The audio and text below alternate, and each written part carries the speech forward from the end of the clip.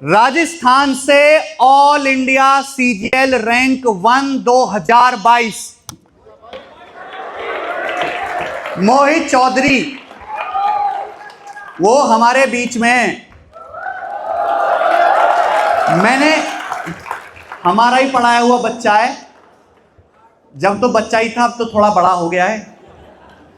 और मेरे भाई आपसे अपनी स्ट्रेटजी वो शेयर करेगा कि कैसे उसने तैयारी की, आप ही के बीच से निकला है। So please welcome on stage SSC CGL All India first rank holder Mohit Chaudhary with slapping country please everyone.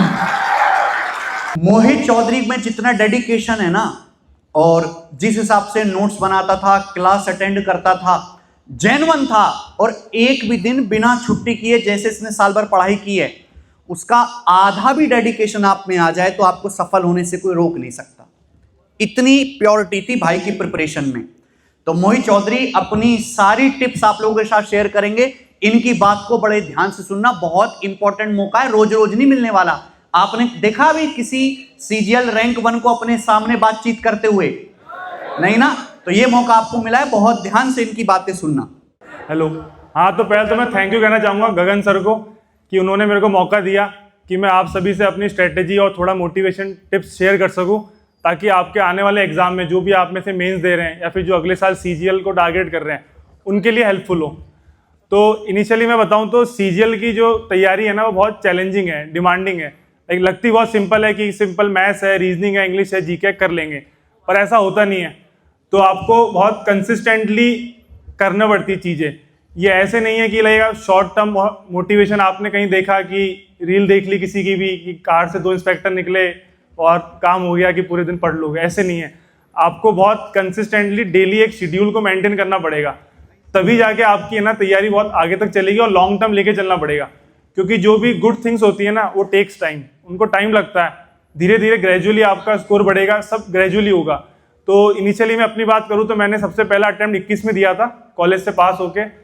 तो उस टाइम चाहे मेरे मैथ्स में 200 में से मेरे 60 या 80 नंबर आए थे। और फिर मैं सोचा कि अब मैं क्या करूं, मैथ्स में ही इतना वीक चला कि उस टाइम 21 के पैटर्न में मैथ्स मोस्ट ऑफ द मतलब रोल प्ले करती थी, मैथ्स एंड इंग्लिश का, कि 400 नंबर की तो वही आती थी।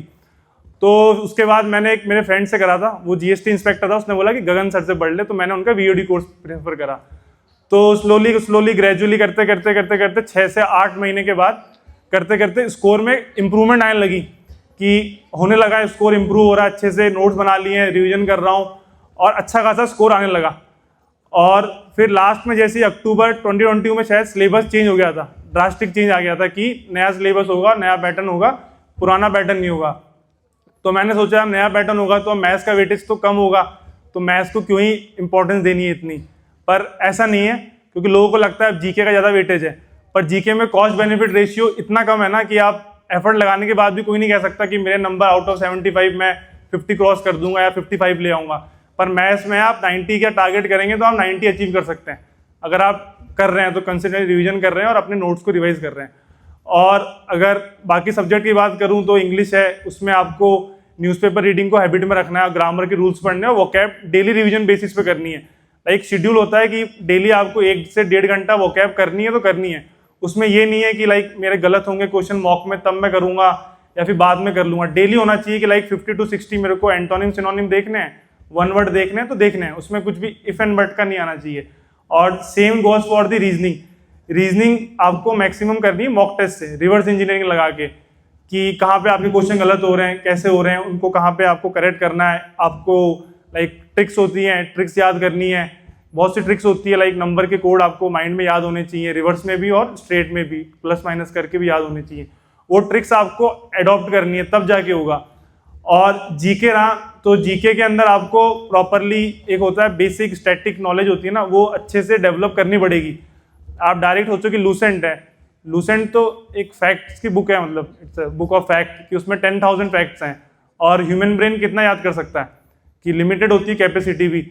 तो उसके लिए है कि आप या तो किसी से पढ़ें, या नॉर्मल जो एनसीईआरटी होती है 11th-12th की, उससे पढ़ने से आपके एक बेस क्लियर हो जाता है, कॉन्सेप्चुअल अंडरस्टैंडिंग बन जाती है, लाइक फंडामेंटल राइट्स क्यों हैं, क्यों नहीं है, आर्टिकल 32 का क्या रोल है, अप्लाई होता है ना, ये सब चीज़ें वहीं से डेवलप होगी। तो टाइम लगता है, यही सब चीज़ें आपको फॉलो करनी है। और फिर मॉक टेस्ट सबसे ज़्यादा इंपॉर्टेंट है। अगर आप मॉक टेस्ट नहीं दोगे तो आपको रियलिटी चेक नहीं मिलेगा कि आप कहाँ पे लाए करते हो, स्टैंड कहाँ पे करते हो। लाइक मेरे पढ़ने के बाद ही मेरे 200 में से प्री में लाइक 100 आते थे स्कोर, तो मेरे को लगा मैंने पढ़ भी लिया है फिर भी नहीं हो रहा है। फिर धीरे धीरे मॉक टेस्ट में जब अप्लाई करना चालू करा ना कि कैसे अप्लाई करना है, कहाँ पे आपको एनालिसिस करना है प्रॉपर एक एक क्वेश्चन का, कि टॉपर को कितना टाइम लग रहा है, आपको कितना टाइम लग रहा है, आप कहाँ से कुछ चेंज कर सकते हो, इस तरह से बहुत टाइम लगेगा। लाइक मैंने प्री में 100 मॉक्स दिए होंगे बिफोर प्री, और मेंस में 60-70 मॉक दिए होंगे। तो ये चीज़ आपको देनी है, लाइक कंटिन्यूसली करना है, तो इसी से जाके होगा। और मॉक्स वाली बात से याद आया, अब तो मैंने सारे मॉक्स ही फ्री कर दिए भाई। सभी के फोन में टेस्ट रैंकिंग ऐप तो पहुंच ही गई है, मुझे पता है। और उस ऐप पर मैंने आज तक जितने भी पीसेस में पेपर लिए, सीजीएल का, सीविल का, सीपीओ का, एमटीएस का, सिलेक्शन पोस्ट का, रेलवे का जो एग्जाम हुआ है, सभी के मॉक टेस्ट फ्री डाल दिए प्रीवियस ईयर के। देखिए आप लोगों ने हर सब्जेक्ट के चैप्टर वाइज क्वेश्चंस 10-10 हजार हमने फ्री डाले हैं। देखा, हर एग्जाम के प्रीवियस ईयर क्वेश्चंस की पीडीएफ फ्री डाली है। जैसे भाई ने बोला कि इसने प्री से पहले 100 मॉक टेस्ट लगाए थे, 100 मॉक टेस्ट। 100 मॉक टेस्ट लगाने के बाद ऐसी थोड़ा ना कोई रैंक 1 बन जाता है। तो अब आपके पास, सभी के पास ये मौका है कि आप भी 100-200 मॉक टेस्ट लगा पाओ अपनी प्रिपरेशन को पूरा करने के लिए एग्जाम से जस्ट पहले। जिसने मॉक नहीं लगाए ना ढंग से, उसका सिलेक्शन नहीं होने वाला। चाहे आप कितना भी पढ़ लो, कितना भी रिवीजन कर लो, तैयारी आपकी चेक तभी होगी जब आप मॉक टेस्ट लगाओगे। अगर आपका 70% भी सिलेबस कंप्लीट हो जाता है ना, 70% भी, उसी दिन से मॉक लगाना शुरू कर दो। और मॉक लगाने कहां से आप सभी को? टेस्ट रैंकिंग ऐप से मॉक लगाने। ठीक है मेरे भाई? तो यही है। और मैक्सिमम जो भी आप अभी स्ट्रगल पीरियड में हो, हसल कह लो, स्ट्रगल कह लो, तो ये तो टेम्पररी है, पर इसके बाद जो सिलेक्शन होगा ना उसका सुख परमानेंट मिलेगा। कि लाइक ये थोड़ा सा ही है कि इस रोड से उस रोड पे ही आना है जहाँ भी जाना है आपको, जो भी डिपार्टमेंट में, तो उससे बहुत चेंज आ जाता है। लाइक सोशल में भी, फैमिली रिलेशन में भी श्रीमान लगाना स्टार्ट कर देते हैं। कोई शादी का कार्ड छपता है तो उसमें विशेष इनविटेशन के अंदर नाम लिख देते हैं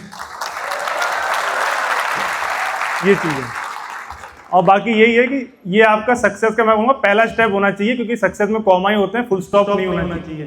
तो आप आगे कर सकते हो तो आगे आप और बढ़ो। सीजीएल है, सीजीएल के बाद सीजीएल करो, स्टेट पीसीएस करो, सिविल्स करो, और भी बहुत सारी सर्विस है, तो पूरा ट्राई करो।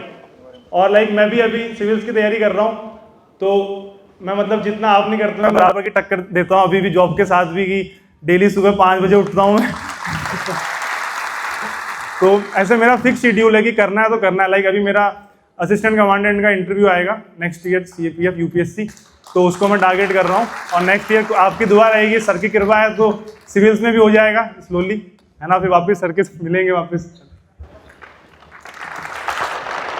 मोहित चौधरी जैसे लड़के का नहीं होगा तो किसका होगा भाई? नौकरी के बाद जब नौकरी लग गई है, रिश्ते भी आने शुरू हुए हैं, उसके बावजूद भी 5 बजे उठ के पढ़ रहा है, इतना बोरिंग काम कर रहा है तो उसका तो असिस्टेंट कमांडेंट में होना तय ही है।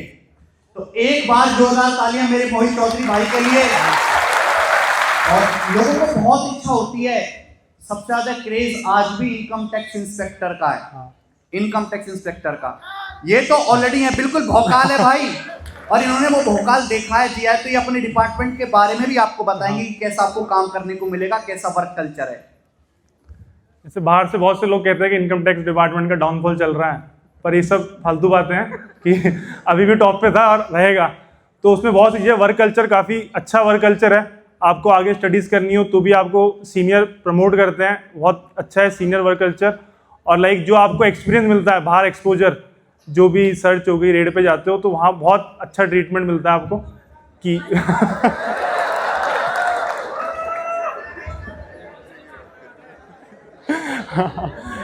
वो आप जब अपने आप आओगे तो समझ जाओगे। तुम्हारी नसों में करप्शन है पर मैं करप्शन होने नहीं दूंगा भाई। अरे तुम कुछ करो या मत करो, पर एक काम करना, मोदी जी को चिट्ठी लेके मेरा इनकम टैक्स माफ करवा देना भाई। बताओ भाई 40% ले जाते हैं। इतना इनकम टैक्स काहे लेते हो भाई? तो देश के लिए काम आएगा, treasury is the backbone of the nation. देश के लिए तो काम आ ही रहा है, थोड़ा सा हमारे लिए भी काम आ जाने दो। चिट्ठी लिखो। जरूर से जरूर लिखेंगे। ये तो आप लोग तैयारी करते रहे अपनी, और कभी डाउनफॉल आता है तो नॉर्मल है, 15-20 दिन में एक बार लगा कि यार लो फील हो रहा है, नहीं पढ़ाई हो पा रही है, तो उस दिन 2-3 घंटे पढ़ लो, मॉक टेस्ट दे लो, तो ये बहुत नॉर्मल है। ऐसा नहीं कोई भी 30 दिन कंसिस्टेंटली मतलब 10-10, 12-12 घंटे नहीं पढ़ सकता, ये फैक्ट है। कोई पढ़ रहा है तो या तो फेक कर रहा है ना, होता है, नॉर्मल है। तो आप स्लोली करते चलें। कुछ भी इश्यू हो तो टेलीग्राम पे होंगे सर के चैनल, है ना, तो वहाँ कांटेक्ट कर सकते हो, किसी पूछ सकते हो आप नॉर्मली, है ना, यही सब चीज़ें।